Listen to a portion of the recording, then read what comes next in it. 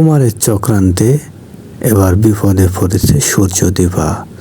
সূর্যদীপাকে কিছুতেই সুখে শান্তিতে থাকতে দেবে না কুমারবাবু। তাই সেনগুপ্ত পরিবারের পিছু নিয়েছে কুমারবাবু। কুমারবাবু যে লোকগুলো ভাড়া করেছে তাদের দিয়েই সেনগুপ্ত পরিবারে অশান্তি সৃষ্টি করে দিয়েছে। দীপা ও সূর্যর পরে এবার বিপদে পড়েছে উর্মি। উর্মিকে যখন কুমারবাবু তার ভাড়া করা গুন্ডাদের দিয়ে তুলে আনতে যায়, তখন উর্মি তাদের সাথে অনেক ধস্তাধস্তি করে নিজেকে রক্ষা করে।